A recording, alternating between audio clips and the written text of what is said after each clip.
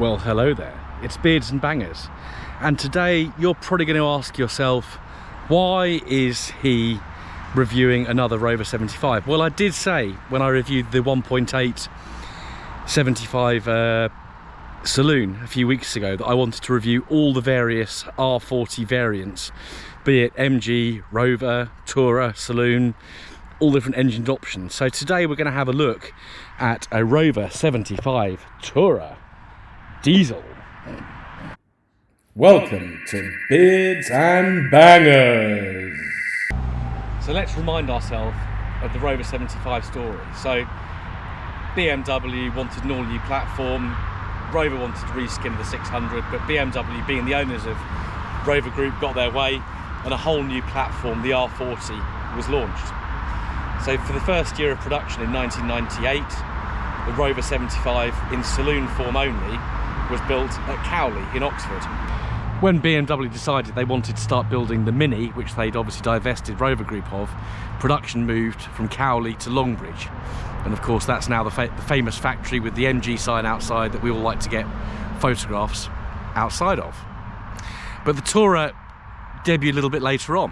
So it wasn't until 2001 that the Tourer was launched. And that was a slightly amended thing. So we'll have a look around the car in a minute and we'll see what the load compartment's like. So I'm really excited to be able to bring you a different variant of the Rover 75 today. So not only is it on a Tourer, but it's also a diesel. So let's get on and have a look round it. So we start off with the beating heart of the car. So this is familiar layout with a transverse engine, coolant expansion tank here, battery here. So this really doesn't change. The perimeter of this engine bay doesn't change from car to car apart from the V8. But what we have got is this different motor up here. So this is the 115 brake horsepower turbo diesel. The engine started out as a BMW M47 engine, which was in the 3 Series, 5 Series, etc, etc. Of course, BMW is a rear-wheel drive car, so the M47 in BMW, guys, was longitudinally mounted, and of course the Rover 75 is a front-wheel drive car. So Rover worked with Steyr of Austria, who were the manufacturer of BMW's engines, and produced the M47R. Now, some people say R stands for rail because Rover Group changed the rail injection system on these engines. Other people say it stands for Rover, but it's a different engine to the BMW M47. So it's got a softer turbo, it's got a different fuel rail, and it's got some other different gubbins on it as well. Really good units. They are long lasting. They can be chipped, so you can get up to, I think, 160 brake horsepower out of this. This one is in its standard state of tune, so it's kicking out about 113 brake horsepower, and we'll obviously get out and have a drive in a minute. But that's the key difference between this and the petrol ones, and this particular engine and the BMW M series that they used for themselves. But yeah, that's definitely a good thing that came out of BMW's stewardship of the Rover Group. So if we have a wander around the car, obviously the front end just looks like a normal Rover 75. This one has actually got MG ZT straights on it, so it's got black ZT straights, which I think look really nice on this car.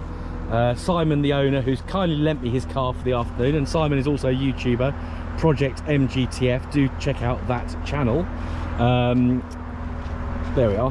He's got a lovely sticker window here. So of course we've got this different back end. We've got a Tourer boot. So let's have a little look at it. Of course, one of the lovely features we've got is the shopping hatch. So if you know BMW 3 Series of the same era, if you know Jaguar X-Types, if you know Rover 75 Tourers and MG ZTTs, you'll know this lovely shopping hatch feature. Unlike other ZTs, we can actually open the boot with a switch on the back, and we've got a quite impressive load space. So we've got our load cover, which will clip into here like so.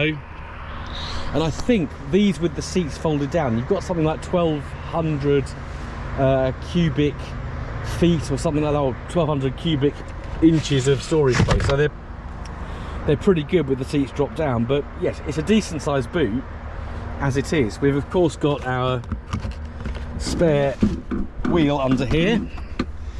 He does jerkily with our little toolkit, and there's a light. But really nice feature on the ZT, on the 75 Tourers, is this light. So if you're changing your tyre in the dark, you can see what you're doing to get your tools out. Bit of moisture in the boot, that's given.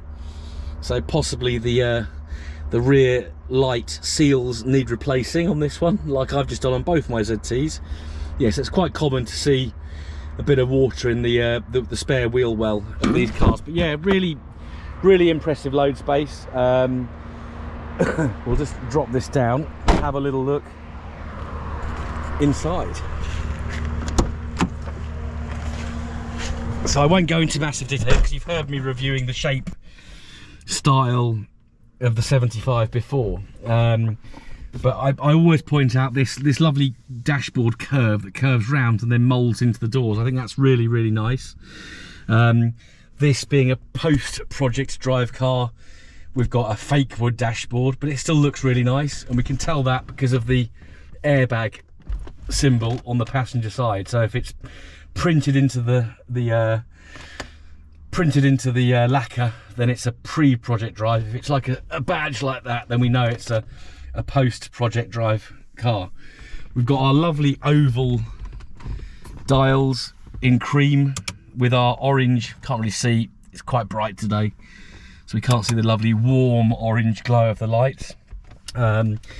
This one has got the low line radio, so we've got a radio cassette, FM radio cassette up front. We've got a CD auto changer in the boot.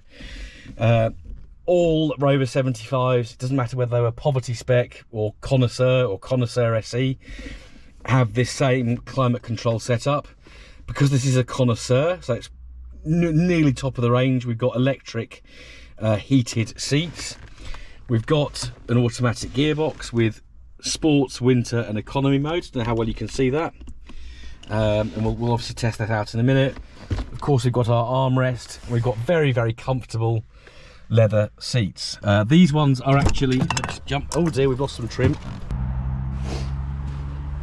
So getting in the rear, you haven't got the massive leg room that you have in some cars, but it's enough. I mean, I've got very short stubby legs. What we have got with all the Rover R40s is this cutout, this kind of notch in the back of the front seat, so you have got a little bit more knee room. So even with my short stubby legs, I'm quite comfortable in here. So other features of that, we've got our vents, air vents in the back, which we can control. So if we're too hot or too cold, we've got independent fresh or hot air. We've got an ashtray for the bygone days of smoking, and what I do love in the Rover 75 is we've got our rear cup holder. So yeah, there's me struggling with my one cup holder in my MG ZTs, but in the Rover 75 we have got cup holders in the back, cleverly built into the seat, and you can definitely get two adults in the back here. We have got a nice armrest as well, so it is quite comfortable for two adults. 3 kids, no problem at all. 3 adults, short trip to the pub, yeah, that's probably fine as well. And what we can appreciate while we're sitting in the back is the fact that this car has actually got an intact headlining, which is amazing. Look at that. Yeah, so this is a connoisseur, so it's got electrically adjustable seats, just not memory seats. And I'm gonna have to try and put that trim back in there somehow. There we are. So yeah, so the seats are electrically adjustable, but just not memory. Yeah, this particular example's, you know, obviously done some work. Simon is bringing it back to life slowly. He started doing some body work to it. So if we have a little wander around, obviously aside from the ZT alloys, we've got some filler going on at the front. It's obviously had a little nudge at some point, so Simon's just getting that put right, and also on the rear wing as well. But yeah, I think Starlight Silver is a really nice colour, especially on a ZTT. They're looking nice on that, but also on the 75 Tourer as well. So without further ado, we shall get in her and give Henrietta a drive. So we're going to take Henrietta out for a drive. This is my first drive in a diesel MG Rover. So of course I've driven diesel cars before, but never a diesel MG Rover. So we'll see how this goes. Now Simon has painted this steering wheel because they do tend to go, especially at this top bit here. So he's done a lovely job getting this put right.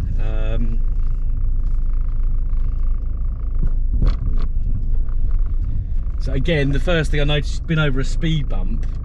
You just don't feel it in 75s. And this seat is just so bloody comfy. I could go to sleep right now. I'm sure I've said that before. But we'll just we'll get out of here and we'll open her up and see how it goes.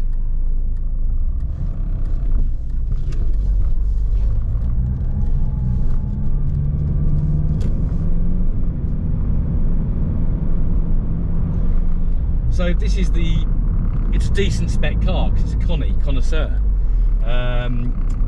but it's got the lower powered diesel engine. But so far I'm not noticing it. Oh, I've just cut a Rolls Royce up. Naughty me.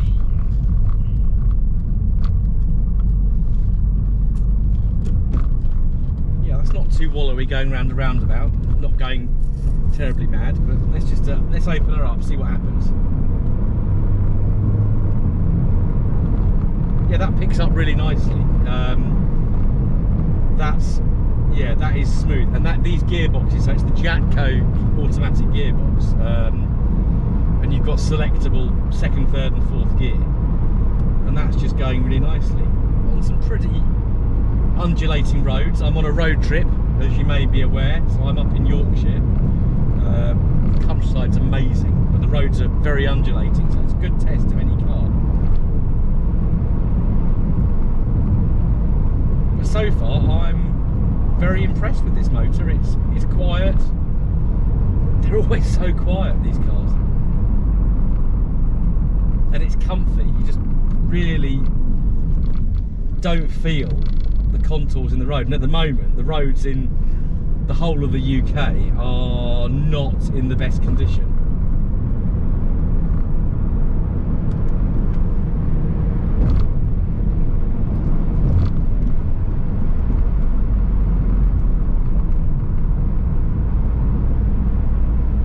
I've been told this car does need a new back box on the exhaust. It's certainly not noticeable from in the cabin, but it's driving along quite nicely. I'm doing 60, it's pulling itself along almost, and we're about to go up what looks like a moor. It really is dramatic landscape around here. It's not like Scotland, but it's certainly more dramatic than the Chiltern Hills, which is my local range of hills.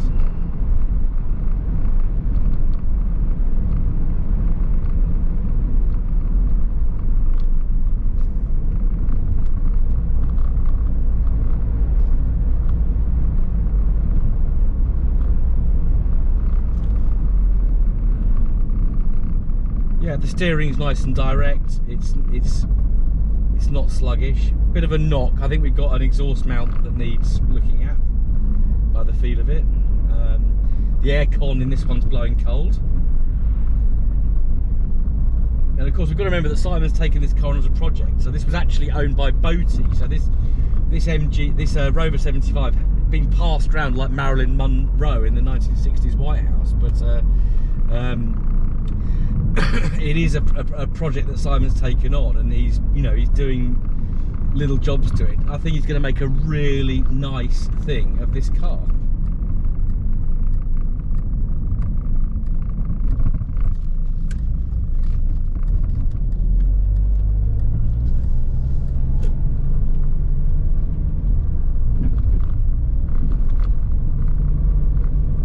Right, so we're going up a pretty steep hill now. Let's see how it handles this. The nice thing with the automatics is it tells you what gear you're in, so it's if you select it, that is.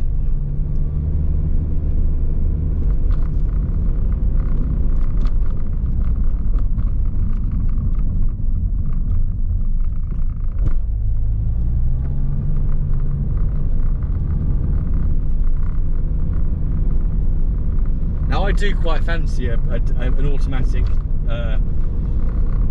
ZT or 75 at some point. And having now driven 3 automatics, I am seriously impressed with the Jatco gearbox. Obviously I drove Dan's 2.5 saloons back at the end of last year, and now I'm driving Simon's diesel automatic Tourer, and yeah, I think this is a really good gearbox. I really do. I'll just pop you on beard cam so you can see the landscape.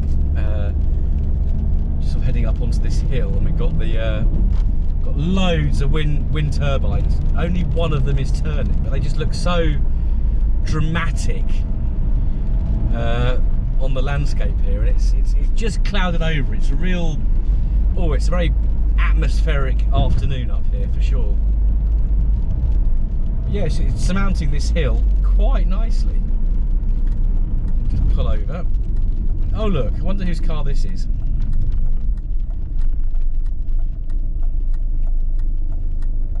So I'm now going to test this car in sports mode. Interestingly, if I put it in sports mode now, it goes into sports park, and I put it into neutral, it goes into sports neutral. So I didn't know that was a thing, but clearly with a Jatco gearbox on a Rover 75 it is. But let's be serious now and actually take it for a drive in sports mode.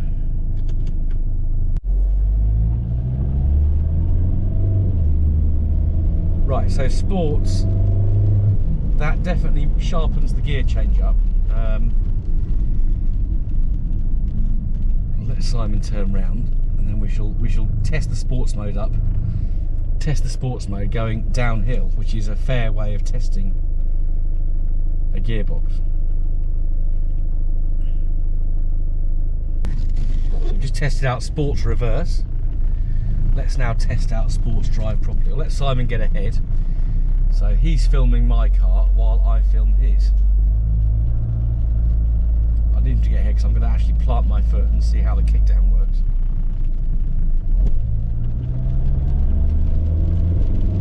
Oh, it's got power. It has got power. All 115 horses of it. And I'm sure none of those horses have escaped since it left the factory.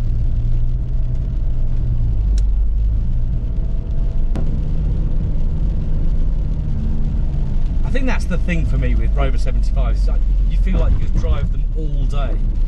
The engines don't get tired, don't feel like they're getting tired. Even the petrol versions, but diesels like to do work. And you could just drive this car all day, but it's so comfortable. And of course, being an automatic, it's even more comfortable because you haven't got to think about changing gears. I do like these Jatco gearboxes. They really are very, very good. I can recommend them. It's actually quite nice being behind my own car and realising how far it's come on. So I will do a video on the ZT190 very soon, so you can see it. Now it's had various jobs done to it.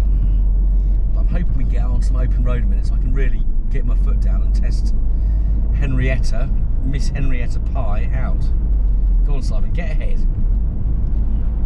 Have a bit of ventilation for a moment. Okay, let's go.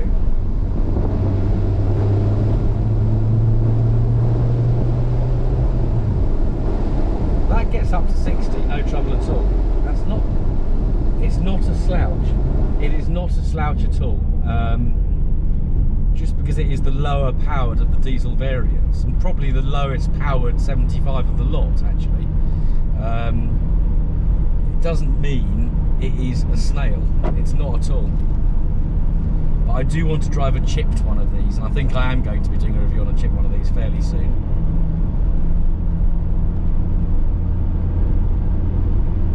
Yeah, but I'm never going to keep up with a 190.